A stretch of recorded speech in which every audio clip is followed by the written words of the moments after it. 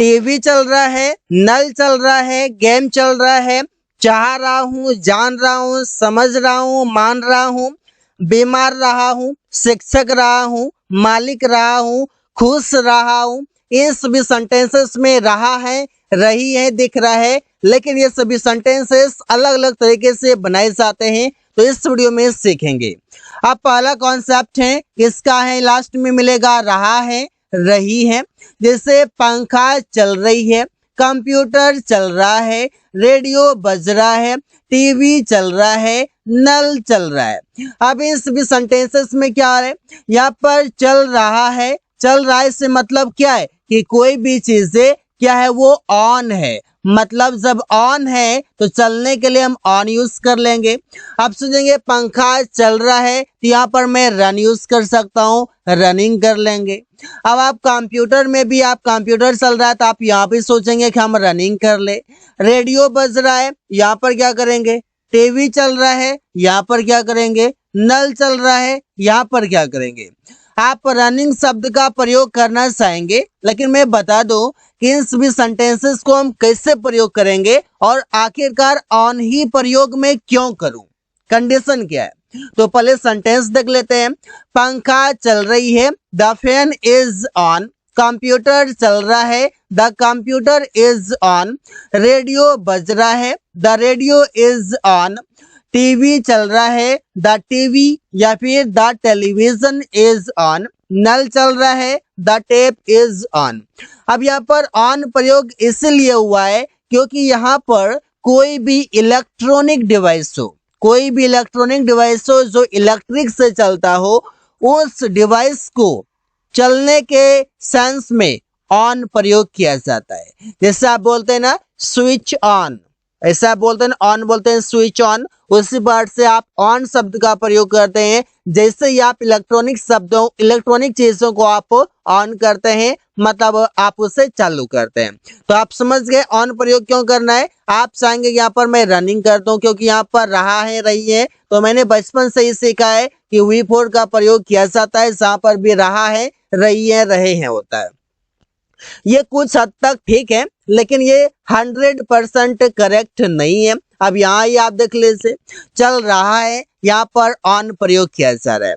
अब दूसरा कॉन्सेप्ट समझते हैं। जैसे यहाँ पर भी है रहा है, रही है। जिससे बोलता हूँ मैं इस बात को समझ रहा हूँ, आई अंडरस्टैंड दिस वर्ड। अब यहाँ पर रहा हूँ है, यहाँ पर V4 प्रयोग होना चाहिए। हर जगह हमेशा V4 प्रयोग नहीं कर सकते। क्यों नहीं कर सकते ये भी जान लेंगे। वो मान रहा है कि तुम गलत नहीं हो, तुम यह लैपटॉप लेना चाह रहे हो, वो तुमसे नफरत कर रही है। प्रिया तुमसे प्यार कर रही है और तुम उससे नफरत कर रहे हो। यहाँ पर सभी सेंटेंसेस के लास्ट में रहा है, रही है लिखा हुआ है, तो फिर मैं V4 प्रयोग क्यों नहीं कर सकता, आखिर क्या कंडीशन है। मैं आपको बता दूं, पहले इसका अनुवाद कर लेते हैं। मैं इस बात को समझ रहा हूँ, आई अंडरस्टैंड दिस वर्ड। वो मान रहा है कि तुम गलत नहीं हो, he supposes that you are not wrong।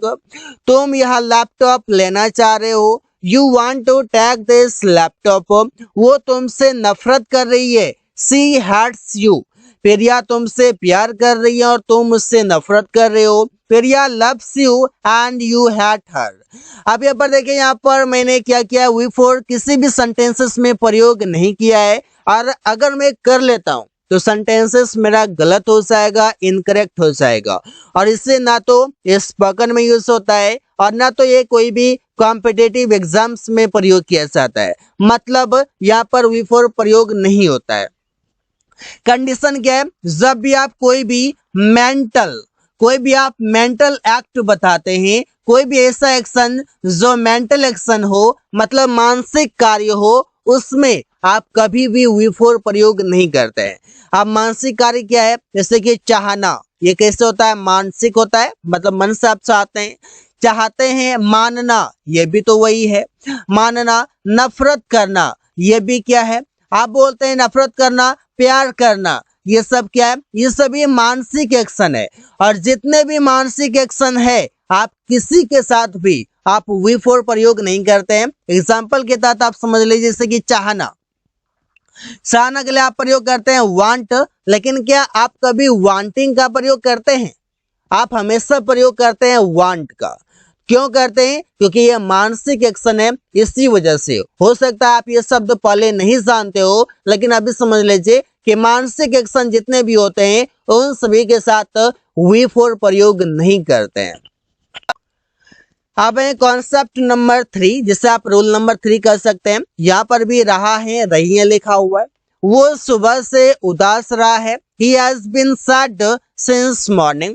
हम लोग इंजीनियर रहे हैं। We have been an engineer. यहाँ पर भी रहा है, रहे हैं। वे लोग एक अच्छा छात्र रहे हैं। They have been good students या फिर a good student. आप उस कंपनी का मालिक रहे हो। You have been the owner of that company. प्रिया आपकी पत्नी रही है। प्रिया has been your wife.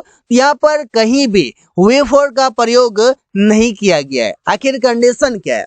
यहाँ पर बात यहाँ पर यह है कि कहीं पर भी एक्शन की बात नहीं हो रही है। कहीं भी एक्शन की बात नहीं हो रही है। छात्र रहे हैं, कोई काम नहीं हो रहा है। छात्र रहे हैं, रहे हैं मतलब क्या आप बता रहे हैं? आप बता रहे हैं स्टेट ऑफ बीइंग बता रहे हैं। और स्टेट ऑफ बीइंग बताने के लिए कभी भी आप वी फोर प्रयोग नहीं करते हैं। आप हमेशा हिंदी को देखोगे और आप सोचोगे कि नहीं वी फोर प्रयोग यहाँ पर होगा, तो आप गलत हो जाएंगे। कहीं क्योंकि हर जगह वी फोर प्रयोग नहीं कर सकते। यहाँ पर आप स्टेट ऑफ बीइंग प्रयोग कर रहे हैं, स्टेट ऑफ बीइंग बता रहे हैं। और यहाँ पर जो बी शब्द है, बी का थर्ड फॉर्म होता है बीन, और वो बीन प्रयोग किया जा रहा है। यहाँ पर आप देख सकते हैं ना। तो सेंटेंसेस ऐसे ही बनाए जाते हैं, कई सारे सेंटेंसेस बना सकते हैं। So guys, thanks for watching, that's all for today.